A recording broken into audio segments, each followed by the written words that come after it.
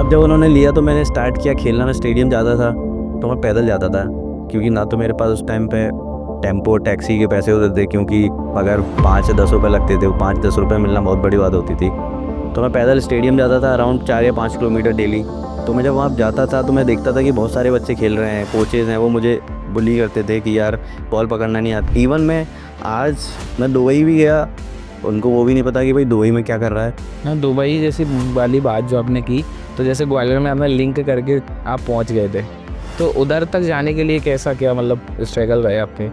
तो मैंने वही बता रहा हूँ कि जब मैंने स्टार्ट किया सारी चीज़ें, तो फिर मैंने कहा कि अब कुछ नहीं हो सकता क्रिकेट में। जैसे आपने सेलिब्रिटी को ट्रेन किया, उसमें आपके कितने चैलेंजेस आए और प्रॉब्लम, प्लस उनसे व्यवहार कैसा रखना चाहिए हमें? यार मुझे ऐसा लगता है ना कि जितने बड़े लोग होते हैं ना, उनके साथ कभी कोई चैलेंज आ ही नहीं सकता। ओके। नमस्कार दोस्तों, स्वागत है आपका मेरा फिर से एक नए पॉडकास्ट में। तो आज मैं आपको मिलाने जा रहा हूँ सुनील शर्मा जी से।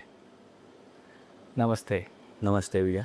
तो इन्होंने जो है कि सेलिब्रिटी को ट्रेनिंग दी है उनको फिट रखने के लिए। तो आप ग्वालियर से हैं और आपका ग्वालियर से दुबई तक का सफ़र कैसा रहा, उसकी जर्नी आप मेरे को शेयर कर। सो बेसिकली मैं बॉर्न एंड बॉटम ग्वालियर से हूँ।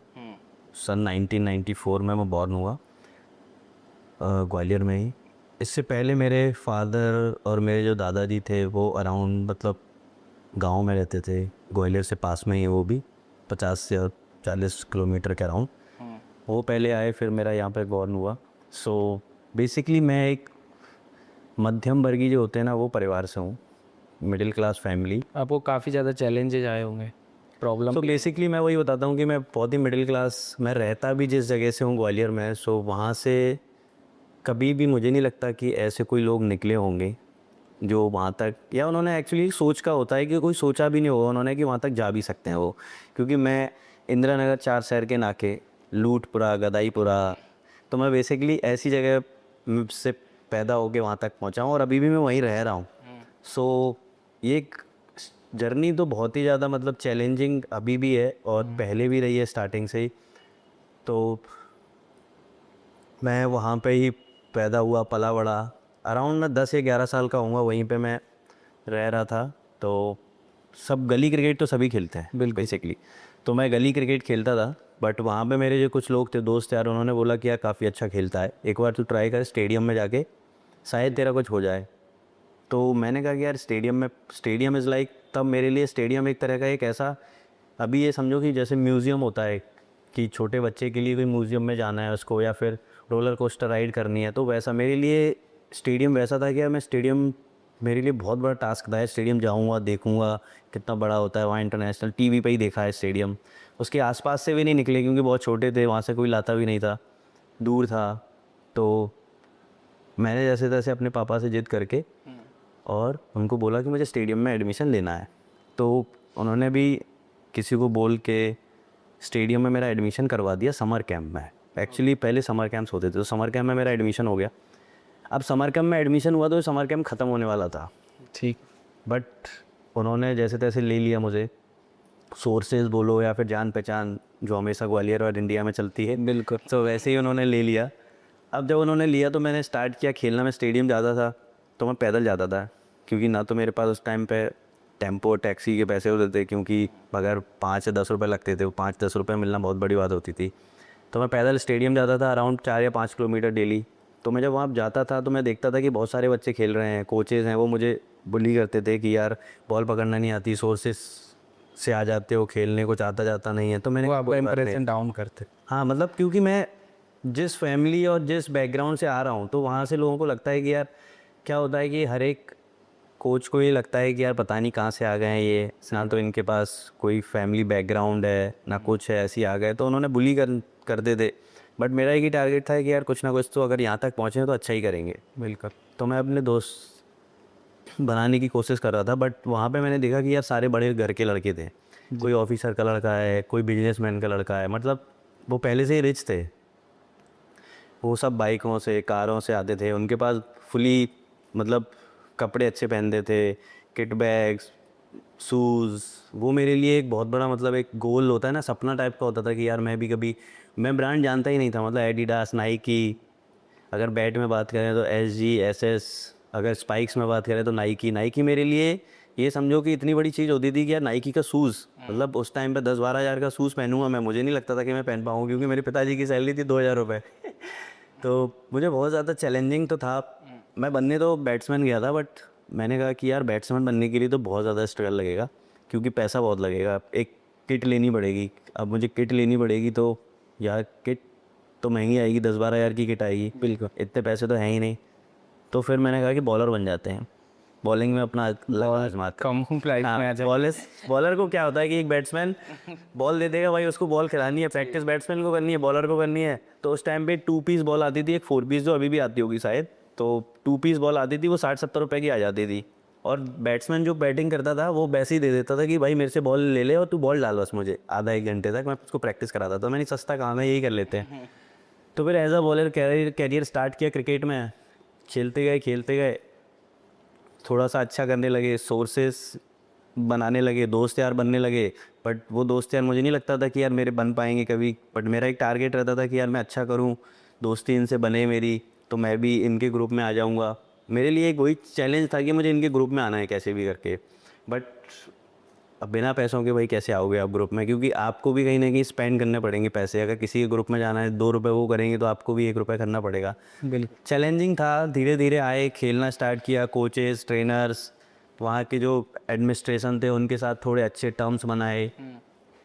अंडर 13 ग्वालियर डिवीज़न खेला, अंडर 14 खेला, अंडर 15। जब आपकी एज कितनी थी जब से आपने स्टार्ट किया था? अराउंड मैंने 2008 में स्टार्ट किया, और मेरी एज होगी अराउंड 12 ईयर, 12 साल की एज थी। तो मैंने खेलना स्टार्ट किया। तो जब मैंने खेलना स्टार्ट किया तो अंडर 12 खेला, अंडर 13 खेला, 14 भी खेला, और लोग मुझे पसंद इसलिए करने लगे क्योंकि मैं ना फिट बहुत था। ओके। मतलब मेरा फिटनेस में, मतलब गेम में मुझे नहीं लगता था गेम में मेरा इतना ज़्यादा होगा या नहीं होगा, बट मैं फिटनेस में बहुत अव्वल था। मतलब पहले नंबर पर रहता था फिटनेस में। अगर कोई ट्रेनर मुझे कोई टास्क दे रहा है तो मैं कंप्लीट करता था सबसे पहले। कोई कोच मुझे कोई टास्क दे रहा है तो मैं फिटनेस में सबसे पहले कंप्लीट करता था। मतलब एक जो स्ट्रक्चर होता है बॉडी का, वो लगता था लोगों को कि यार ये बंदा बहुत फिट है और अच्छा बॉलर होगा या अच्छा बैट्समैन होगा।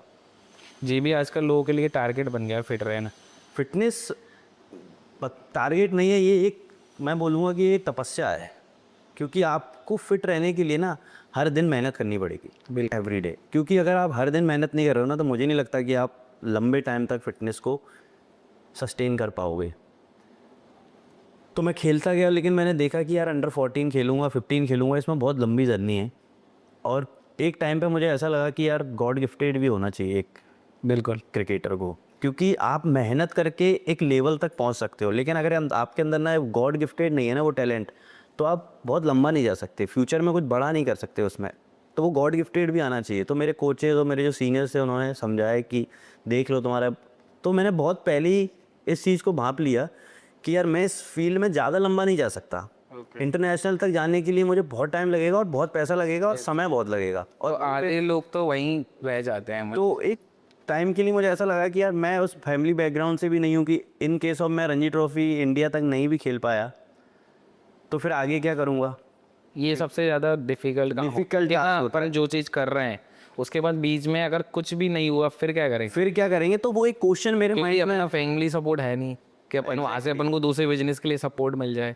तो एग्जैक्टली मुझे वही फील होता था कि यार मेरे पास तो फैमिली बैकग्राउंड भी नहीं है कि अगर मेरे को बिजनेस भी करना होगा तो खुद से ही करना होगा, मुझे नौकरी भी करनी होगी तो खुद से ही करनी होगी। क्रिकेट में भी मैं सारी चीज़ें खुद से ही करता था, क्योंकि भाई मैं अपने पेरेंट्स पर बर्डन नहीं बन सकता ना, क्योंकि वो ऑलरेडी इतने ज़्यादा है नहीं, कैपेबल नहीं है कि वो मुझे इतनी सारी चीज़ें और लग्जरी लाइफ और ये सब दे सकें। तो वो मैंने फील किया।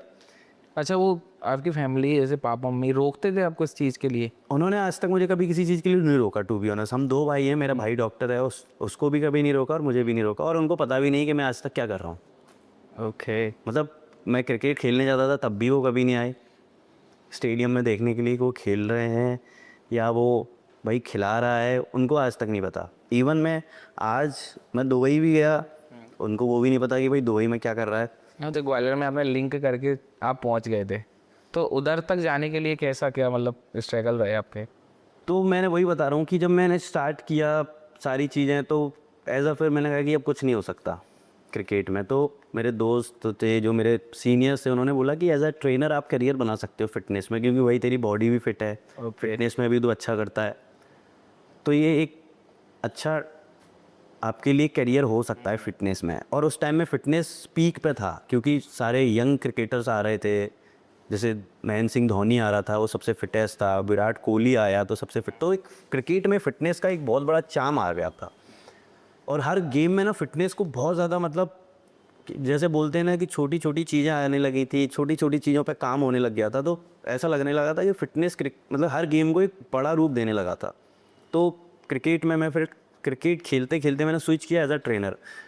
तो एज अ ट्रेनर मैं छोटी छोटी टीमों के साथ ट्रैवल करने लगा, उनके प्लेयरों को ट्रेन करने लगा, जैसे अंडर 13, अंडर 14, अंडर 15, फिर ग्वालियर की सीनियर्स टीमों को ट्रेन करने लगा। तो एक टाइम ऐसा आ गया कि भाई कोई भी टीम का कोच होता था या फिर जो कैप्टन होता था ना, वो यही बोलता था कि यार बंदा मुझे ट्रेनर यही चाहिए।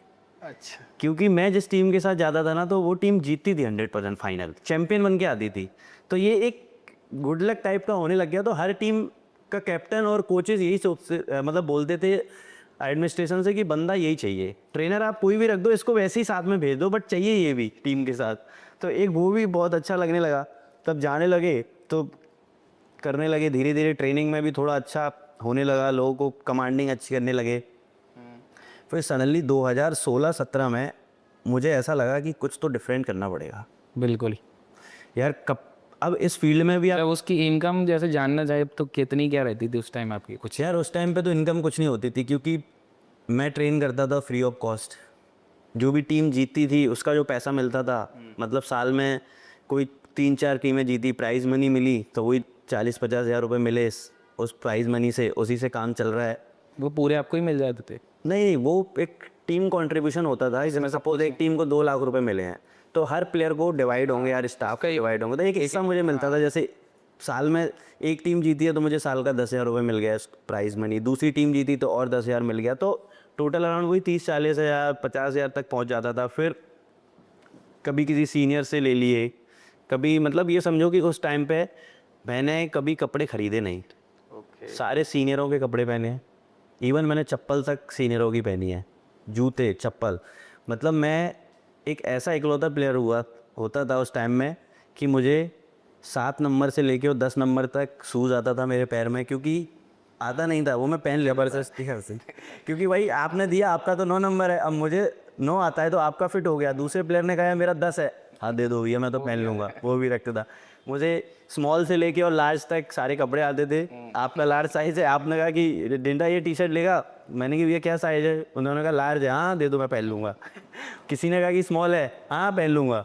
तो भाई एक, क्योंकि उस टाइम पे नाइकी, एडिडास, एमपीसी का जो मोनो लगा रहता था, इंडिया का कहीं मोनो लगाया, तो वो बहुत एक ड्रीम था ना, अच्छा लगता था वो। एक मतलब अपने आप में एक ग्लैमर जो फील होता था ना कि यार ये पहन के घूम रहा है, नाइकी की टी शर्ट पहन रहा है, जो कंफर्टेबल फील होता था ना, वो अभी समझ आता था कि क्यों इतना ज़्यादा वो लगता था ईजी, और वो इतना ज़्यादा उसका चार्म क्यों था। तो मुझे स्मॉल से लेके और लार्ज तक कपड़े आते थे, और 7 नंबर से लेके और 10-11 नंबर तक शूज़ आते थे। मतलब इवन मैंने चप्पल तक भी लोगों से मांग के पहनी है, क्योंकि मुझे पैसा खर्च होगा भाई, जूते खरीदोगे आप 2-4 हज़ार रुपये का आएगा, इससे अच्छा किसी से मांग लो। कपड़े खरीदोगे तो महंगा आएगा, इससे अच्छा मांग लो। तो मैंने अभी तक, मतलब 2016-17 तक दूसरों के कपड़े पहने हैं। 2016-17 में मुझे लगा कि यार अब तो कुछ इंटरेस्टिंग करना पड़ेगा, तो मैंने अपने दोस्तों से, जब कौन सा मतलब अच्छा पार्ट आया कि यहाँ से आपको अच्छा लगने लगा कि अब कुछ कर रहा हूँ मैं जब टीमों के साथ जाने लग गया और ट्रेन करने लग गया, और थोड़ा सा लोगों को पर्सनली ट्रेन करने लग गया उस फील्ड से हटके, जैसे कि मुझे लोग पर्सनली कॉल करने लगे कि भाई मुझे ट्रेन करेगा क्या। कोई क्रिकेटर आके मुझे जब बोलता है कि भैया मुझे आपके अंडर ट्रेनिंग करनी है, या फिर डिंडा मुझे आपको ट्रेन करना है, मतलब आप मुझे ट्रेन करोगे, तो मैं पर्सनली जब उनको ट्रेन करने लग गया ना, उनको रिजल्ट्स आने लग गए। तो वो मुझे लगने लगा कि यार अब मुझे लगता है कि अब दूसरी चीज़ भी अपन को करनी चाहिए यहाँ पे। बिल्कुल कि अब कुछ हो सकता है। तो फिर मैंने जिम में भी काम करना स्टार्ट किया। मेरे सीनियर्स थे, जो मेरे दोस्त थे, वो जिम जाते थे यहाँ पे, तो उन्होंने कहा कि भाई उस जिम में जॉब कर ले। तो भाई मैं गया उस जिम में भी, मैंने जॉब की काफ़ी टाइम तक। तो वहाँ मेरे साथ एक चीज़ थी कि मैं ना बहुत ज़्यादा डिसिप्लिन और कंसिस्टेंसी को मेंटेन करता हूँ। और मैं टाइम का बहुत पंक्चुअल हूँ कि अगर मुझे आपने 1 बजे बोला है ना, तो मैं 1 बजे एनी हाउ आपके पास होऊंगा। अब मेरे पीछे क्या हो रहा है, आगे क्या हो रहा है, मुझे फ़र्क नहीं पड़ता कि भाई मेरा अगर मैं 10 मिनट लेट हो जाऊंगा तो आपका कुछ नहीं होगा, मेरा कुछ नहीं होगा। बट मुझे ना टाइम का बहुत ज़्यादा पंक्चुअल, कि आप किसी ने मुझे बोला है कि भाई सुबह 5 बजे, तो मैं 5 बजे राइट मिलूंगा। तो वो चीज़ कहीं ना कहीं काम भी आती है। बहुत ज़्यादा काम आती है, क्योंकि आप कितने ज़्यादा पंक्चुअल हो ना, कि टाइम की वैल्यू, फिर टाइम आपके लिए रुकता है। अगर आप सपोज़ टाइम की वैल्यू कर रहे हो और आप कंसिस्टेंसी उसी टाइम की वैल्यू करते आ रहे हो और आपको कहीं लग रहा है कि आज मैं लेट हो रहा हूँ, तो मुझे ऐसा लगता है कि टाइम रुक जाता है आपके लिए, बिल्कुल। कि वो कहता है कि नहीं, तुझे लेट नहीं होने देंगे, तू टाइम पे ही जाएगा। तो वो मैंने कहीं ना कहीं फील किया है। नहीं बिल्कुल, अगर अपन सोचते हैं कि ये करना है इस टाइम पे तो वो टाइम अगर, लेकिन पंक्चुअल होना पड़े। ऐसे नहीं कि आज आप टाइम पे हो, कल आप लेट हो, परसों फिर टाइम पे हो। तो वो कंसिस्टेंसी आपको बरकरार रखनी पड़ेगी, तो घड़ी भी आपके लिए रुकेगी। एक टाइम होगा कि वो रुक जाएगी और आप फिर टाइम पे ही पहुंचोगे। बिल्कुल। तो मैं वहाँ पे भी काम करने लगा। तो वहाँ पे क्या होता था कि मैं जब पहले दिन काम करने गया तो लोगों ने सोचा कि यार ये तो ऐसे ही है, छोटा बच्चा टाइप का है, पतला सा दुबला। ये अब क्या ट्रेनिंग थी आपकी उस समय? मेरी एज होगी अराउंड 16 साल। मैं बहुत ज़्यादा थिन था, अराउंड मेरा 60 या 62 वेट होगा। तो लोगों को लगता था ये क्या ट्रेन करेगा भाई, इसकी खुद ही, क्योंकि जिम में ना एक कॉन्सेप्ट है कि आपकी खुद की बॉडी होगी ना तभी आप ट्रेन कर पाओगे। राइट भाई। अगर आपकी खुद की बॉडी नहीं है ना, तो आप, मुझे नहीं लगता कि आप ट्रेन कर पाओगे। बट ऐसा नहीं है भाई, ट्रेनर जो होता है ना वो खुद की बॉडी से नहीं है। ये ज़रूरी है कि उसको फिट होना पड़ेगा, बट वो फिट नहीं है, इससे हम उसकी जो कैपेबिलिटी है ना उसका पता नहीं लगा सकते। क्योंकि एंड ऑफ द रिजल्ट्स तो वो आपको देगा ना माइंड से, उसका एजुकेशन, उसकी जो केस स्टडी होंगी कि वो उसने किन लोगों पर काम किया है, उसका एक्सपीरियंस क्या है, उसने कितने टाइम तक एक ही बॉडी पे, एक जैसी बॉडी पे कितने पे काम किया है, तो वो चीज़ें उसको रिजल्ट दिलाएंगी। लोगों को लगा तो पर्सनल ट्रेनिंग बहुत चलती थी, मुझे नहीं पता ही नहीं था पर्सनल ट्रेनिंग क्या होती है। भाई पर्सनल ट्रेनिंग, पर्सनल ट्रेनर रख लो, पर्सनल ट्रेनर रख लो। मैंने कहा भाई कुछ होता होगा, पर्सनल ट्रेनर की फ़ीस ये है वो है। करने लगे, मैं भी ट्रेन करने लगा, तो थोड़ी सी अर्निंग वहाँ से आई। फिर मुझे लगा कि मेरा ना एक यूएसपी थी कि मैं ना जिम वाला ट्रेनर नहीं हूँ, मैं सिर्फ मशीनों से काम नहीं करता। मुझे आप अगर 5 घर के इक्विपमेंट दे दोगे ना, जैसे कि आप मुझे सपोज बकेट दे दोगे, मोप दे दोगे, या फिर कोई राशन का सामान दे दोगे हैवी, तो मैं उससे भी ट्रेन कर सकता हूँ लोगों को। तो ये होता है कि भाई आपके पास मशीन नहीं है ना, फिर भी आप लोगों को कैसे ट्रेन कर रहे हो। ये सबसे बड़ा ये होता है कि आपके पास कोई संसाधन नहीं है, लेकिन उसके फिर बाद भी आप रिजल्ट्स भी मिल रहे हैं। तो ये एक बहुत बड़ा काम था। तो मेरे जो साथ के लोग थे, जो मेरे दोस्त थे क्लोज, उन्होंने बोला कि भाई तेरी जो यूएसपी है ना वो है बहुत ज़्यादा वाइड, मतलब लोगों को बिना इक्विपमेंट के कराना, इसमें कुछ कर सकता है। 2016-17 निकला, फिर 18 में मैंने प्लान किया उनकी मदद से। भाई उस टाइम पे इन्वेस्ट करना मेरे लिए बड़ा टास्क था, क्योंकि कोई भी इन्वेस्टमेंट आप छोटा से छोटा करोगे ना 10-12 लाख रुपए का होगा। और तो सोच ही नहीं सकते। अभी के 10-12 लाख और 2016-17 के 10-12 लाख, मतलब आज के कम से कम 50 लाख के बराबर तो मान के चलो 50, तो ये 3x मान लेते हैं, 30 लाख के तो आसपास होंगे।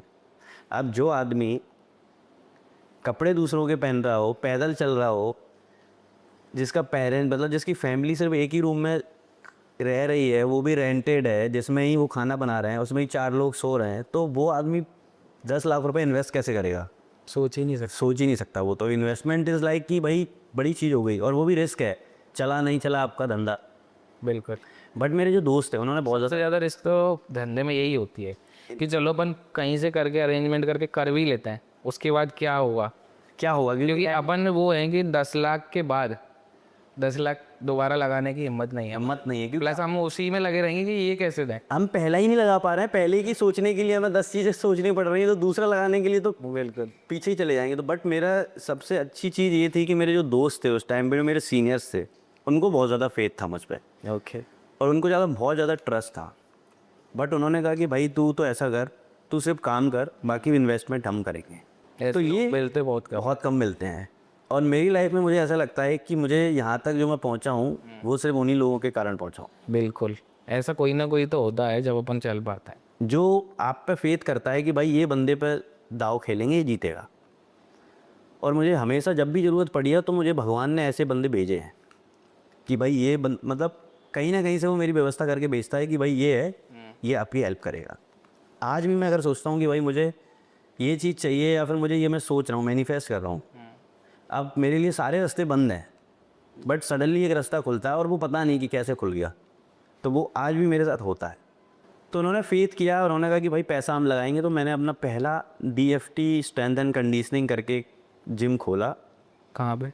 जो ना सिर्फ जिम था ग्वालियर में ही, वो ना एक वेयर हाउस जिम कॉन्सेप्ट था। ओके। मुझे ऐसा लगता है कि इंडिया में शायद ही होगा वो ऐसा कॉन्सेप्ट 2016-17 में, नहीं। और MP में तो कहीं नहीं था वेयर हाउस जिम जिसमें सिर्फ आप जो मन में आ रहा है वो कर रहे हो। क्रॉसफिट, फंक्शनल स्ट्रेंथ, मतलब एक ट्रेनर है जो 50 लोगों को एक साथ करा रहा है, एक ग्रुप ट्रेनिंग करा रहा है और बहुत एनर्जेटिक करा रहा है। मतलब सुबह 6 से लेके और रात के 11-12 बजे तक अगर वो ट्रेन कर रहा है लोगों को और मज़ा आ रहा है उसको, विदाउट ऑफ फ्री, मतलब कोई पर्सनल ट्रेनिंग नहीं है, सबको गाइड कर रहा है। तो ये कॉन्सेप्ट मुझे नहीं लगता था कहीं होगा, और लोग आते थे उसमें और लोग इतना प्यार करते थे कि उस कॉन्सेप्ट को मेरे को 4-4 घंटे बिताते थे उसमें। मतलब आज भी मुझे DM आते हैं, वो लोग ये कहते हैं कि भैया हमने अपने करियर में ना जिम स्टार्ट करना ही DFT से सीखा है। मतलब DFT ने ही हमें सिखाया है कि वाकई में जिम होता क्या है, डंबल उठाते कैसे हैं, क्रॉसफिट होता क्या है। मतलब हमने कभी सोचा भी नहीं था कि आज भी लोग DFT को इतना ज़्यादा प्यार देते हैं। DFT नाम भी अगर जुड़ जाता है तो उनको लगता है कि टू बी ऑनेस्ट वही एक जिम थी जिसमें सुकून मिलता है। एक ऐसी हैप्पी प्लेस बनाना मेरे लिए सौभाग्य था कि भाई लोग आके उसमें बहुत ज़्यादा पॉजिटिव फील कर रहे हैं, अपने आसपास के एनवायरनमेंट को फील कर रहे हैं और अपने सारे दुख दर्द को भूल के वहाँ पे वर्कआउट एंजॉय कर रहे हैं। अच्छा, DFT और अदर जिम में मतलब डिफरेंट क्या है? DFT और अदर जिम में अगर डिफरेंट बोला जाए ना तो DFT मैं एक ही चीज़ बोलूँगा कि यहाँ पे हम लोगों की हैबिट्स बनाते हैं। ओके। उनकी लाइफस्टाइल को बेटर बनाने पे काम करते हैं और उनकी जो हैबिट्स हैं उनको चेंज करने की कोशिश करते हैं और उनका जो फियर है उसको ओवरकम करते हैं। आज मेरे पास अगर कोई 50 साल की महिला आएगी ना और उसको फियर होगा ना कि वो उसके नी में पेन है, वो स्क्वाट का मूवमेंट नहीं कर सकती है, तो मेरा एक ही उद्देश्य होगा कि उसके उस फियर को ओवरकम करना है और उसको मुझे उस पोजीशन में बिठाना है। चाहे मुझे 1 साल मेहनत करनी पड़े, 1.5 साल मेहनत करनी पड़े, 2 साल मेहनत करनी पड़े, बट मैं उसके इस फियर को हटाऊंगा और उसको ये फील कराऊंगा कि 50 की एज में भी मैं ये कर सकती हूँ। मतलब ये मेरे लिए चैलेंजिंग होगा उस लेडी के लिए या फिर उस मैन के लिए जो भी इस सिचुएशन में आएगा मेरे पास। और DFT में ना बच्चे और जो बुजुर्ग होते हैं ना उनको, और जो यंग होते हैं, सबको एक पैरामीटर पर ट्रेन किया जाता है। ओके। उनके लिए कोई बाउंडिंग नहीं होती है कि आप ये मूवमेंट नहीं कर पाओगे, आप ये मूवमेंट नहीं कर पाओगे, आप सारे मूवमेंट कर पाओगे, बट चैलेंजिंग होगा और उस चैलेंज को मैं एक्सेप्ट करता हूँ।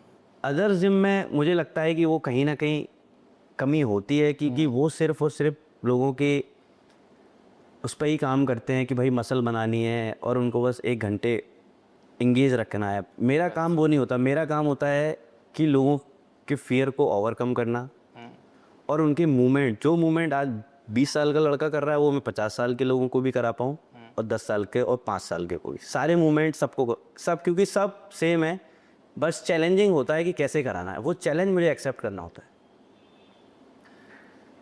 फिर मैंने वो जिम ओपन की, दोस्तों की मदद से काफ़ी अच्छा रिस्पॉन्स आया। फिर मैं धीरे धीरे, मेरे सीनियर्स जो थे, जो कहीं ना कहीं इंग्लैंड और यहाँ पे खेलते थे, एक बड़े रणजी ट्रॉफ़ी और उसमें खेल रहे थे, तो वो लोग बाहर जाते थे, उनके साथ मैं बाहर जाना स्टार्ट किया। तो मेरा पहला टूर लगा श्रीलंका। कोई तो भी एक ट्रॉफ़ी हुई थी, वहाँ पे मैं गया उनके साथ। वहाँ पे फिर मैं नए लोगों से मिला। तो जैसे बोलते हैं ना कि जितने ज़्यादा आप ट्रैवल करोगे, जितने ज़्यादा लोगों से कनेक्ट होगे, उतना ज़्यादा आप ग्रो करोगे। और मैंने ये 20 से लेके 24 तक मैंने यही सीखा। मैं आज भी, कोई मेरे पास आता है यंग या फिर कोई भी कहता है कि मुझे ये स्टार्ट करना है या फिर मुझे क्या करना है लाइफ में, तो मैं एक ही चीज़ बोलता हूँ कि सबसे पहले भाई तू पैसे नहीं है, कहीं से भी व्यवस्था कर, उधार ले और ट्रैवल कर, नए लोगों से मिल। जितना हो सके दिन में 50 लोगों से आप मिलो, क्योंकि आप जितने लोगों से मिलोगे ना उतना ज़्यादा आप गेन कर पाओगे। बिल्कुल। क्योंकि मैंने ये तो आपका माइंड चल देगा ज़्यादा। आप तरह तरह के लोगों के थॉट आपके पास आएंगे, उन थॉट में से आप फिल्टर कर पाओगे कि ये थॉट मेरे लिए कैसा है, ये थॉट मेरे लिए कैसा है, और आप सीखने को मिलेगा।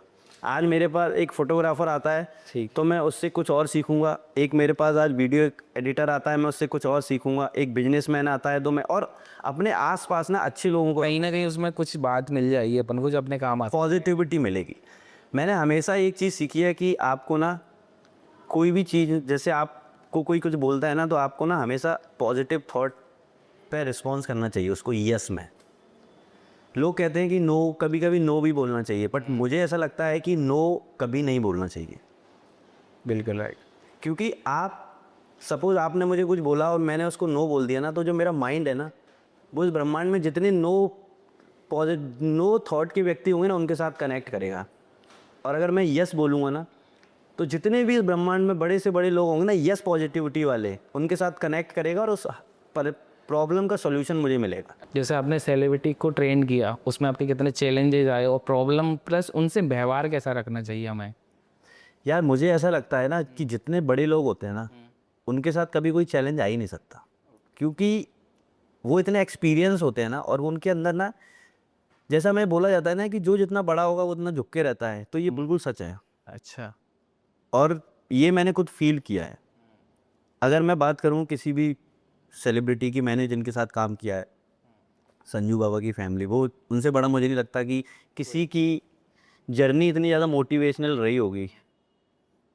पूरे, अगर कितनी भी बुकें आप पढ़ लो, मैं ये किसी भी यंगस्टर को बोलूँ कि आप मोटिवेशनल बुक पढ़ लो, आप डिसिप्लिन पे पढ़ लो, आप कंसिस्टेंसी, पेशेंस, स्ट्रगल सब पे पढ़ लो, बस आप 10 बुक पढ़ लो या उस आदमी की एक बार जीवन को पढ़ लो, अच्छा। तो आपका जीवन ऑटोमेटिकली ये समझो सही राह पे है।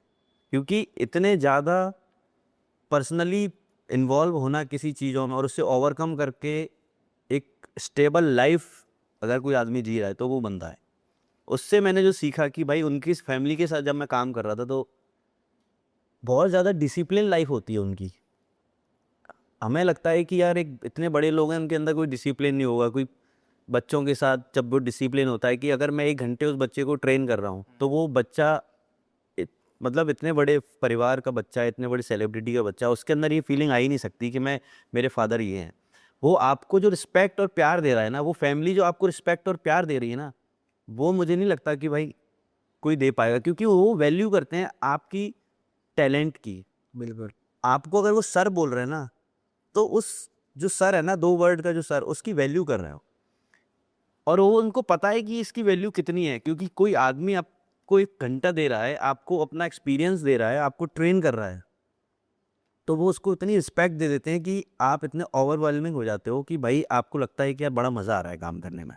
अच्छा, ग्वालियर से आप गए थे जब उनके यहाँ जाने की सोच रहे थे, तो ऐसा कुछ रहा होगा कि अब मना, मतलब मन नहीं हुआ होगा कि नहीं जा सकता, ऐसा लॉस होगा प्रॉफिट होगा, ऐसा कुछ भी तो सोचा होगा? यार मैं अपनी लाइफ में हमेशा बताऊँ, कभी लॉस प्रॉफिट नहीं सोचता, और मैं ना कभी सोचा और ना मैंने आज तक कभी सोचने के बारे में ये सोचा कि लॉस और प्रॉफिट होता क्या है। जो आदमी 10 साल तक फ्री में काम कर सकता है ना, वो कभी नहीं सोच सकता कि भाई अब फ़ायदा क्या होगा, घाटा क्या होगा। मैं हमेशा नेचर के अगेंस्ट नहीं जाता, नेचर के साथ चलता हूँ। अगर किसी ने मुझे बोला है ना कि ये करना है, तो मैं उसमें पॉजिटिविटी लिए लाता हूँ कि यार हो सकता है कि आज नहीं, आज से 10 साल बाद मुझे इसमें फ़ायदा होगा। ये किस टाइम की बात है मतलब? ये कोविड की बात है। मैं जब कोविड में सब बंद था, कुछ भी नहीं था, तो कोविड में मुझे एक कॉल आता है, जो मेरे सीनियर थे, जिनके साथ मैंने पहले काम किया था दूसरी कंट्रीज़ में एज अ स्पोर्ट्स में ही। तो उनका कॉल आता है कि डिंडा ट्रेन करने आएगा मुझे। तो मैंने कहा कि भैया इतनी दूर, यार मेरा तो सही चल रहा है अभी इंडिया में ही। क्योंकि अपन सोच नहीं रख पाते ना इतनी बड़ी, यार इतनी दूर जाना फैमिली से, और सब कुछ क्या ही मिलेगा, थोड़ा बहुत वो एक जो सोच होती है ना, वो कहीं ना कहीं आपको रोक लेती है, इसलिए बड़ा नहीं होता लोगों के साथ। तो मैंने सोचा कि यार, तो उन्होंने कहा कि तू देख ले अगर आ सकता है, तो मैंने कहा चलो ठीक है यार, अगर ये कॉल आया है तो ये कहीं ना कहीं अच्छे के लिए आया होगा, बिल्कुल। क्योंकि अच्छा बुरा हमको ही डिसाइड करना है। तो मैंने कहा ठीक है भैया, मैं आ जाता हूँ। तो उन्होंने कहा तेरा पासपोर्ट भेज, वीज़ा एंड टिकट्स मैं भेजता हूँ। तो मैं चला गया और मैं उनके साथ उनको ट्रेन करने लगा उनके घर पे ही। अच्छा।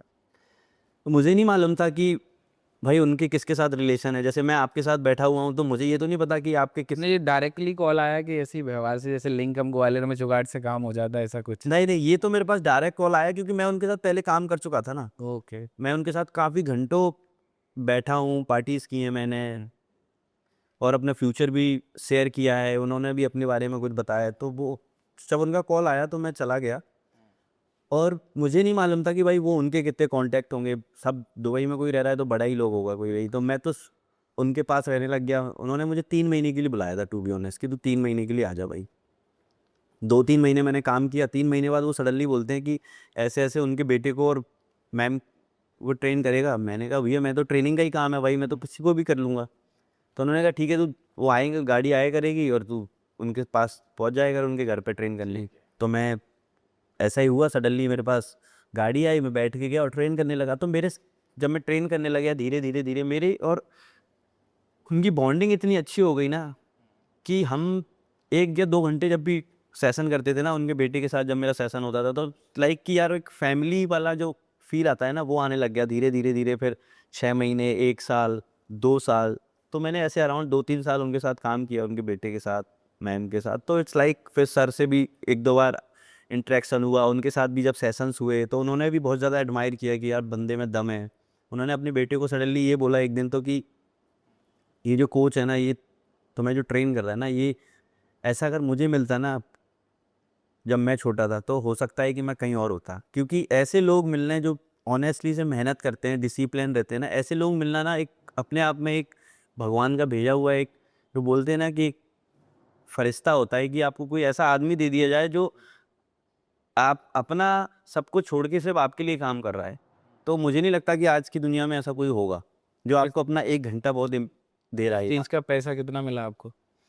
पैसे की बात की ना, तो मैंने अपनी लाइफ में नहीं सोचा था, और मैं ये बोलूँगा कि ट्रेनर लाइफ में ना कोई नहीं सोच सकता कि भाई इतना ज़्यादा पैसा वो बना सकता है। ओके।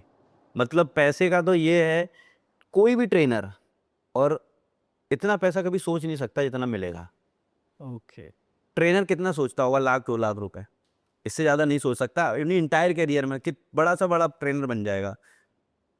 तो मुझे इतना मिला कि मैंने अपने पूरी करियर में नहीं सोचा था कि इतना बड़ा पैकेज मुझे मिल सकता है। उसके बाद आप वापस ग्वालियर आ जाते हैं?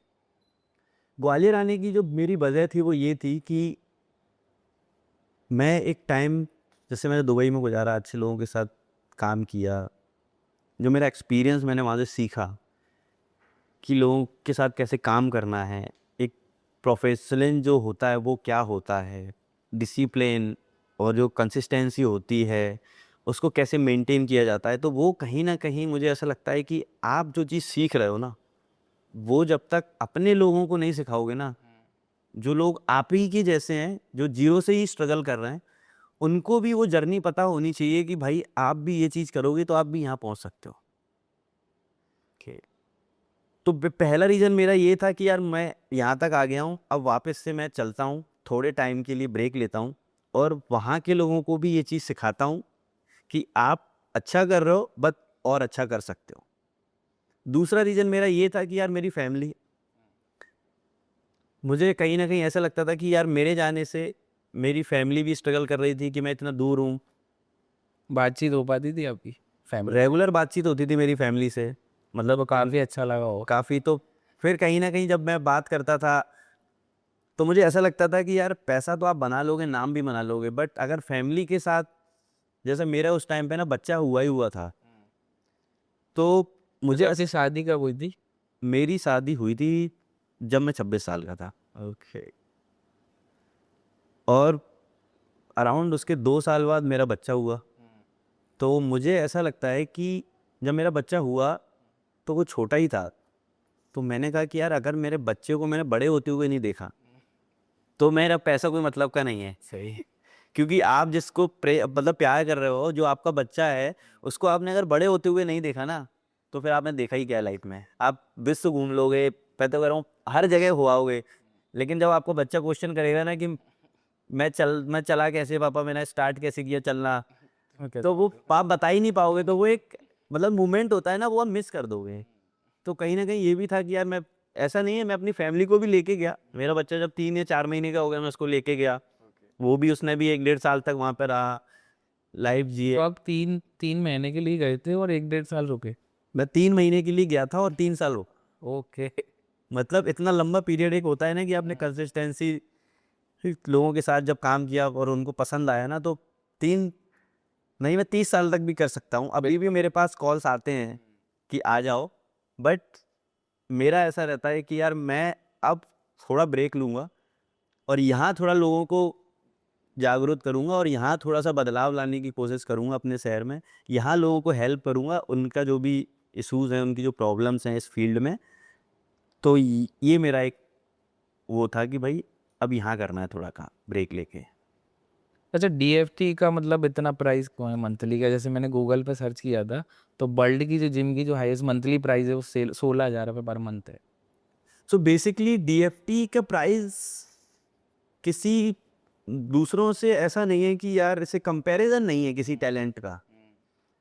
आप क्या बेच रहे हो, ये सिर्फ आप डिसाइड कर रहे हो, और सामने वाला क्या खरीद रहा है वो डिसाइड कर रहा है। अब मैं जो बेच रहा हूँ वो सामने वाले को पसंद आना चाहिए। महंगा बेच रहा हूँ, सस्ता बेच वो रहा हूँ, खरीद कर रहा है वो वो समझ तो रहे। उसका चॉइस है ना। सपोज मैं 15,000 में कुछ ऐसा दे रहा हूँ जो उसको कहीं नहीं मिल रहा है, ये हो सकता है। और वो चीज़ उसको क्या मिल रही है, वो उसको मिल रहा है पर्सनल अटेंशन। पर्सनल अटेंशन भी ऐसा नहीं है कि आपने ज्वाइन कर लिया और मैं बस आपको 1 घंटे टाइम पास करा के, मैंने वही बताया ना कि आप लोगों के डर को निकाल रहे हो, आप लोगों की परेशानियों पे काम कर रहे हो ना, आप उनको जिसने ये सोच लिया कि ये मेरा ज़िंदगी में सही नहीं हो सकता, ऐसा कुछ प्रॉब्लम होती है प्रॉब्लम सही, जो वो उनको चीज़ उन्होंने कभी सोचा ही नहीं है ना कि भाई अगर सपोज है कोई 2 साल का बच्चा है, मैं 3 साल के बच्चे की बात कर रहा हूँ, मैं उसको बोलूँगा कि बॉक्स जंप करना है, बॉक्स नहीं समझ पाएगा वो, मैं बोलूँगा जंप करना है, बट वो ट्राई कर रहा है, नहीं कर पा रहा है। अब मैंने 3 महीने में उससे वो करा दिया, तो जो उसके पेरेंट्स हैं या फिर जो पे कर रहा है ना, उसको तो भाई इतनी बढ़िया चीज़ दे दी ना कि भाई जो चीज़ वो नहीं कर पा रहा था वो मैंने करा दी उसको। बिल्कुल। तो डीएफटी कभी किसी को कंपैरिजन नहीं करता। मैं प्राइस के लिए तो कभी किसी के साथ कंपैरिजन नहीं करता। मुझसे ज़्यादा भी कोई चार्ज कर सकता है, कम भी चार्ज कर सकता है। मैंने एक अपना बना रखा है कि मैं आपको इस प्राइस में ये चीज़ दे सकता हूँ जो कोई नहीं दे सकता वर्ल्ड में। लेकिन एक अपने लिए भी बड़ी बात होती है ना कि मैं एक जिम चला रहा हूँ और उसकी प्राइस इतनी है, फिर भी लोग उसको चल मतलब आ रहे हैं, वो बहुत बड़ी बात है। ये तो एक, मैं वही बता रहा हूँ कि ये लोगों के लिए चैलेंजिंग है। मेरे पास कई ऐसे जिम वाले हैं जो मुझसे पूछते भी हैं कि भाई तुमने तो इतनी फीस रख रखी है जो हमने साल की रख रखी है। वही वही तो ये एक बड़ा टास्क है, बट मैं ये कहता हूँ कि मैं जो चीज़ दे रहा हूँ वो आप कभी सोच भी नहीं सकते देने की। आप कुछ भी कर लोगे, वर्ल्ड का बेस्ट ट्रेनर भी ले आओगे, बट जो एक पर्सनल 1-on-1 जो कम्युनिकेशन मेरी और क्लाइंट के साथ हो रही है, वो कम्युनिकेशन वो नहीं दे सकता। वो जो वो बोलते हैं ना कि जो हम एक कम्युनिटी बिल्ड कर रहे हैं, मैं आपके साथ बैठ के क्या बात कर रहा हूँ, वो सामने वाला बैठ के आपके साथ क्या बात कर रहा है, ये मैं और वही जानते हैं। तो जब लोग यहाँ पे आते हैं ना, तो वेरी फर्स्ट डे वो यही बोलते हैं कि सर इतनी फीस है, हम 1 महीने के लिए ट्राई करेंगे, और वो 6-6 महीने कर रहे हैं और उसके बाद भी एक ही चीज़ बोल रहे हैं वो मेरे को एक दिन, हमने अपनी लाइफ में कभी नहीं सोचा था कि हम महीने की 15,000 रुपये पे करेंगे, बिल्कुल। और फिर भी हम पे कर रहे हैं, तो ये पता नहीं कौन पे करवा रहा है। तो मैं भी उनको एक ही चीज़ बोलता हूँ कि सर आपका जब मन करे, जब आप ब्रेक ले सकते हो, ब्रेक लेके कहीं और भी जाके चीज़ ट्राई कर का सकते 15,000 का यूज़ हो रहा है, उसको लग रहा होगा कि कहीं ना हो। कहीं मेरे कुछ पास जब भी क्लाइंट आता है तो मैं उसको यही बोलता हूँ कि सर आपका जो पैसा है वो मेरे लिए तभी काम आएगा जब आप मुझे मंथ के एंड में ना खुश होके दोगे। बिल्कुल।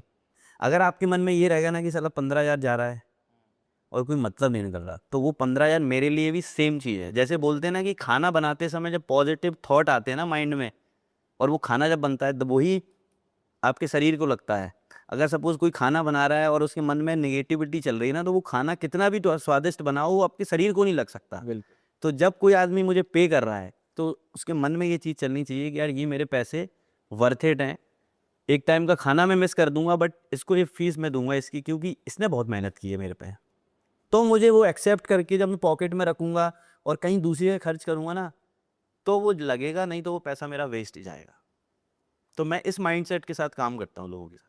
जैसे लोग जिम जाते हैं, जिम के साथ साथ कुछ गलतियां कर देते हैं, बॉडी नहीं बनती तो कुछ भी खा पी लेते हैं तो फूल जाते हैं, उनके लिए क्या मतलब क्या बताना चाहेंगे आप कुछ? सो बेसिकली मैंने अपने 10-12 साल के करियर में एक ही चीज़ सीखी, जो मेरा पर्सनल एक्सपीरियंस है, कि आजकल के जो यंगस्टर्स हैं ना, वो क्या शॉर्टकट लेने की सोचते हैं। बिल्कुल।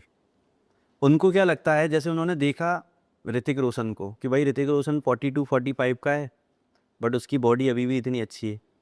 उन्होंने देखा कि टाइगर श्रॉफ यंग आया है, इतनी अच्छी बॉडी है, बट कभी उन्होंने उसकी जो लाइफ है ना उसके बारे में तो कभी सोचा ही नहीं कि वो जब 10-12 साल का था ना, जब भी वो चला गया था मार्शल आर्ट करने के लिए, उसके फादर ने उसको वहीं शिफ्ट कर दिया था कि भाई मार्शल आर्ट सीख तू। विद्युत जामवाल की बॉडी देख ली, बट कभी विद्युत जामवाल के बारे में पढ़ा ही नहीं, उन्होंने सोचा ही नहीं, देखा ही नहीं। भाई विद्युत जामवाल बचपन में ही चला गया वो ट्रेनिंग सीखने के लिए। तो उनका जो बेस होता है ना, वो बहुत स्ट्रांग है। और यंगस्टर्स क्या करते हैं ना, बेस स्ट्रांग नहीं कर रहे हैं, वो सिर्फ शॉर्टकट जा रहे हैं कि भाई इन्फ्लुएंस हो रहे हैं वो सिर्फ ये इसकी बॉडी है तो मैं भी जिम जाने बस। लगता हूँ। अब उसके लिए वो क्या करते हैं, उन्होंने कहा कि 3 महीने में बनानी है, 6 महीने में बनानी है। उन्होंने कहा कि भाई सप्लीमेंट ले लेते हैं, सप्लीमेंट में स्टेरॉइड पे चले जाते हैं। स्टेरॉइड पे नहीं जाना भाई, पेशेंस, कंसिस्टेंसी, डिसिप्लिन। आप ये क्यों सोच रहे हो कि आपको 6 महीने करना है? आपको इसको लाइफस्टाइल बनाओ ना। आप जैसे सुबह उठते हो, खाना खाते हो, ब्रेकफास्ट करते हो, लंच करते हो, डिनर करते हो, आप अपनी डेली लाइफस्टाइल को फॉलो करते हो, तो वो भाई इसमें एक पार्ट होना चाहिए कि आप वर्कआउट करते हो। सुबह उठ के आप फ्रेश होते हो, तो आपकी लाइफ में एक जीवन भर होता है ना, बचपन से लेके और मरने तब तक। बिल्कुल। तो वो एक हिस्सा होना चाहिए कि भाई मैं अपनी लाइफ में जो भी कर रहा हूँ अपनी डेली रूटीन में, उसमें मेरा ये 1 घंटा वर्कआउट का प्रायोरिटी पे है। अगर मैं ये नहीं करूँगा, दैट मीन्स आज मैंने ब्रेकफास्ट स्किप कर दिया, लंच स्किप कर दिया, या मैंने फ्रेश होना स्किप कर दिया। फ्रेश होना जब सोना भी बहुत ज़रूरी होता है। स्लीप हम करते हैं ना भाई, एक साइकिल बनाई है ना, तो साइकिल को हम फॉलो नहीं करते हैं, सिर्फ हम शॉर्टकट को फॉलो करते हैं, साइकिल को हम ब्रेक डाउन करने की सोचते हैं। तो लोग क्या करते हैं, 3 महीने 6 महीने में फिर उसके बाद फेल गिव अप कर देते हैं कि अब नहीं हो रहा भाई। बट ऐसा नहीं है, होगा। पेशेंस, कंसिस्टेंसी, डिसिप्लिन तो मेंटेन करो। आज नहीं होगा कल होगा, कब तक नहीं होगा भाई? 1 घंटे जाओगे, 10 साल जाओगे, 10 साल में कुछ तो बनेगा। बिल्कुल। प्रूफ देख सकते हैं। तो ये सारी चीज़ें लोग वह गलतियाँ करते हैं, जिससे उनको रिजल्ट्स आने बंद। बंद हो जाते हैं। और कहीं ना कहीं ये एक बड़ा ड्रॉबैक है इस इंडस्ट्री में कि भाई लोगों को रिजल्ट्स नहीं आते। फिर आता है ट्रेनर। जिम्स की बात करते हैं कि भाई जिम्स में क्या होता है, आप गए, पैसा दे दिया, उनको मतलब नहीं है, वो तो नंबर काउंट करते हैं। उनकी एक्सेल पे एक नंबर चल रहा होता है, महीने के 100 रजिस्ट्रेशन, 200 रजिस्ट्रेशन जी। डेली बेसिस पे। बट वो कभी ये सोचते ही नहीं है कि एक बंदा मेरे पास आया है, तो मैं उसको कैसे लंबा लेके जाऊँ। उस पर कभी काम करते ही नहीं हो। तभी तो वो ईयरली का पैकेज दे देंगे। ईयरली 6 मंथ पैकेज दो, बेचो, कुछ भी करो। बट मेरा ये कहना है कि जो ट्रेनर है, काम कर रहा है, आप कोई धंधा कर रहे हो या आप कोई जॉब कर रहे हो, तो ये क्या है? ये आप पे वर्डन है? बिल्कुल। ये आपकी पर्सनल चॉइस है ना। ऐसा तो नहीं कि आपका वर्डन है ये। नहीं। मैं अगर आज ट्रेनर हूँ, मैं ट्रेनिंग करा रहा हूँ, मैं बिजनेसमैन हूँ, तो ये मेरी पर्सनल चॉइस है। बिल्कुल। अगर मैं 1 घंटे में भी अगर काम चोरी कर रहा हूँ, तो फिर मेरा पैसन नहीं हुआ ये, फिर तो वर्डन हो गया ये। अगर मैं किसी पे काम ही नहीं कर रहा हूँ, एक क्लाइंट आया है, मैं सिर्फ उसका टाइम पास करा के भेज रहा हूँ वापस, वो 3-4 एक्सरसाइज करा के, तो ये मेरा पैसन नहीं हुआ। पैसन का मतलब होता है 15 घंटे काम कर रहा हूँ ना, तो बहुत सेम एनर्जी जैसे आज वो लगा ले ना, ये लगा ले। सेम एनर्जी से करना। कार्डियो में उन्होंने कहा कि आज कार्डियो है मैडम, 30 मिनट ये कर लेना सर, 40 मिनट ये कर लेना, हो गया आपका कार्डियो, स्ट्रेच कराया वापस। नहीं, बिल्कुल। मैं अगर सुबह से लेकर रात तक भी अगर मैं 100 लोगों को भी ट्रेन कर रहा हूँ ना, तो सेम एनर्जी से कर रहा हूँ, क्योंकि वो मेरा पैसन है। तो देख भी रहे हैं कि वो कर क्या रहा है। पैसन है ना वो मेरा भाई। मुझे अगर एक थोड़ा भी लूज पड़ूंगा ना, तो मुझे खुद को गंदा लगेगा कि यार तू अपने पैसन को ही फॉलो नहीं कर रहा, फिर क्यों बना ट्रेनर भाई? कुछ और करने लगते इससे अच्छा। बिल्कुल। तो वो पैसन फॉलो नहीं करते हैं लोग। अच्छा, एक जिम ट्रेनर इतना सोच सकता है कि मैं भी कुछ, मतलब जैसे आपने जो किया, एक सेलिब्रिटी को ट्रेनिंग दी, क्या वो यहाँ तक सोच सकता है अपनी लाइफ में? सोचने को तो मैं कुछ भी सोच सकता हूँ, पर मैं फिर वही कहूँगा कि अगर आपको सोच बड़ी रख रहे हो ना, तो आपको फिर उसके लिए काम भी बहुत करना पड़ेगा, और काम आपको निस्वार्थ भाव से करना पड़ेगा।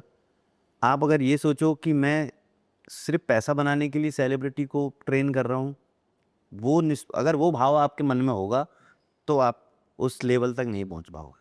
आपको सिर्फ एक ही भाव से काम करना पड़ेगा कि मुझे मेरा पैशन फॉलो करना है, चाहे मैं एक लोअर क्लास के बंदे को ट्रेन करूँगा, सेलिब्रिटी को। आज अगर मैं सपोज़ किसी बड़े सेलिब्रिटी को भी ट्रेन कर रहा हूँ, तो एंड ऑफ द डे मुझे करना क्या हुआ? 1 to 10 काउंट करना है, ट्रेनर ही बजूँगा मैं। लोग मुझे ऐसे ही बोलेंगे कि भाई वो उसका ट्रेनर है, ऐसा तो नहीं बोलेंगे कि वो खुद है। नहीं। तो ये भाव लोगों में नहीं होता है, वो उनको लगता है कि भाई वहाँ तक पहुँचेंगे, नाम बनेगा, पैसा बनेगा। नाम पैसा तो आपका, अगर आप नीचे के किसी आदमी को भी ट्रेन कर रहे होगे तब भी बनेगा, वो भी आपकी 10 जगह जाके अच्छी चीज़ें बोलेगा, वो भी आपको पैसे देगा। बट भाव आपका यही है कि भाई मेरे लिए तो ये भी अच्छा है, वो भी अच्छा है, तो मुझे काम इसके लिए भी अच्छा करना है और उसके लिए तो करना ही है। बिल्कुल। तो हर आदमी की सोच में बस एक ही चीज़ आनी चाहिए कि मुझे हर किसी के साथ निस्वार्थ भाव से काम करना है। उसको रिजल्ट्स मिलेगा, वो 10 लोगों पे जाएगा, नहीं मिलेगा नहीं। तब भी वो आपकी बुराई नहीं करेगा अगर आपने अच्छे से काम किया उस पे तो आपको निस्वार्थ भाव से ही काम करना पड़ेगा। लेकिन यंगस्टर सोचते हैं पैसा, मेरे पास लोग आते हैं भैया पैसा कैसे कमाएँ? अरे भाई पैसे ही है क्या सब कुछ? नहीं। पैसा बहुत कुछ है बट सब कुछ भी नहीं है। उसके लिए काम आप करो ना, थोड़े टाइम तो पेशेंस रख के काम करो। फ्री ऑफ कॉस्ट काम करो चलो आप किसी के लिए। मैं बोलता हूँ आज किसी को भी कोई कर सकता है फ्री ऑफ कॉस्ट काम? नहीं कर सकता। नहीं कर सकते। सबको लगता है कि यार आप बड़ा सोचोगे ना, छोटे सोच के आप 10,000 के चक्कर में रहोगे, आप 30,000 लॉस कर दोगे सामने वाले से। बहुत से लोगों की जैसे ज़िंदगी या फिर ट्रेनर वाली ज़िंदगी, वो इधर जिम में ट्रेनिंग में निकल गई, ऐसे ही निकल जाती है। वो लोग कुछ सोच ही नहीं पाता है। पर वो इसीलिए नहीं सोच पाते ना क्योंकि उनको ऐसा लगता है कि हम अगर ट्रेनर हैं तो हम क्या करेंगे जिम, बिकॉज ऑफ उनकी वो जो सोच होती है ना कि भाई काम चलाऊ वाली कि यार सुबह 6 बजे जाएंगे, 12 बजे तक करेंगे ट्रेन, शाम को 5 बजे जाएंगे और रात के 9 बजे तक करेंगे। मैंने अपने यहाँ पे एक ट्रेनर रखा, वो मेरे पास आया। मैं आपको एक स्टोरी सुनाता हूँ कि वो मेरे पास आया, उसने कहा कि भैया मुझे आपके साथ रह के काम करना है, सीखना है। बिल्कुल। अब अगर आपको सीखना है तो फिर सीखने की परिभाषा अलग होती है बिल्कुल। और काम करने की परिभाषा अलग होती है। जॉब अलग होता है और सीखना अलग होता है। वो आया, सीखने के लिए ये नहीं देखा जाता ना कि कुछ मिले या नहीं नहीं मिले। मिले, फिर तो आपको सीखना है बस। काम करने में तो मैंने 10 साल तक सिर्फ सीखा ही है। 10 साल तक मैं 2000 अगर बात करूं 14 से लेके और 24 तक सिर्फ सीखा ही है मैंने। फ्री ऑफ कॉस्ट काम क्या होता है मैं बताता हूं आपको। सिंधिया स्कूल आपने देखा है? बिल्कुल। गर्मी कितनी पड़ती है ग्वालियर में? बहुत बड़ा कितना टेम्परेचर जाता है? चला जाता 45 प्लस। 45 46। 45 46 पे मैंने सामने से किले गेट से लेके ऊपर तक साइकिल से चढ़ा हूं मैं पैदल, और उसका मुझे 1 भी रुपया नहीं मिलता था, 25 पैसे भी नहीं मिलते थे, फ्री ऑफ कॉस्ट, क्योंकि मेरे सीनियर वहाँ पर काम कर रहे हैं सिर्फ सीखने। और उन्होंने बस बुलाया है कि तुम्हें यहाँ पे ट्रेनिंग कराना है बच्चों को, उसका मुझे पैसा नहीं मिलेगा। दिल्ली की सड़कों पे मैंने, आपने देखा होगा स्कोर बोर्ड होते हैं स्टेडियम में, बड़े बड़े जो टायरों पे चलते हैं, वो मैंने खिसकाए हैं दिल्ली की सड़कों पे। मतलब मेन बाजार से होते हुए ऐसे धक्का दिया है। क्यों? क्योंकि मेरे सीनियर ने बोल दिया है कि ये तुम्हें करनाल सिंह स्टेडियम से लेके और ट्रांसपोर्ट नगर तक ले जाना है। भाई भरी दोपहरी में मैं 45 के टेम्परेचर पे उसको धक्का दे के ले जा रहा हूँ। तो वही ये चीज़ मेरे पास कोई नहीं कर पाता ना। एक्सक्यूज नहीं है कि नहीं मैं नहीं करूंगा सर, ये नहीं। आज के लोगों में अगर आप बोल दो कि ये करना है, अरे सर तबीयत खराब है, गर्मी पड़ रही है, अकेला कैसे करूंगा, धक्का लगाना पड़ेगा सर, 1-2 मजदूर अब मैं करा देता हूँ अरेंजमेंट, आप देख लो। तो सोच बना ली है ना, वो चीज़ होती है। करने को तो सब हो सकता है। मेरे सीनियर सर अगर मुझे रात को 1 बजे भी बोलते थे ना कि आपको ये करना है, तो मैं फिर ये नहीं सोचता था कि यार ये मुझसे नहीं होगा। बिल्कुल। और आज भी आप कभी भी किसी सीनियर से अगर मेरे बारे में पूछोगे तो वो यही कहेगा कि जिस प्रॉब्लम का सॉल्यूशन आपको कहीं ना मिले ना, वो प्रॉब्लम आप डिंडा के पास लेके जाना और आपको विद इन 5 to 10 मिनट में उसका सॉल्यूशन मिलेगा। अच्छा, मैंने अभी अभी तक मेरे को भी नहीं पता था कि आपका सुनील शर्मा नाम है। अच्छा, ये डिंडा नाम कैसे, मतलब कहाँ से मिला? तो डिंडा जो नाम मिला जब मैं खेलता था, तो एक अशोक डिंडा करके फास्ट बॉलर हुआ करते हैं, जो बंगाल से खेलते थे, रणजी ट्रॉफी इंडिया भी खेले हैं, आईपीएल भी खेले हैं। तो उस टाइम में अगर बात करें 2010 या 11 में, वो एमपी के साथ उनका मैच हुआ, एमपी वर्सेस बंगाल। मैं बहुत छोटा था, तो मैं बॉल बॉय था, जो पीछे होते हैं ना बॉल पकड़ते हैं, जो रोप, बाउंड्री रोप के पीछे, तो मैं वो था।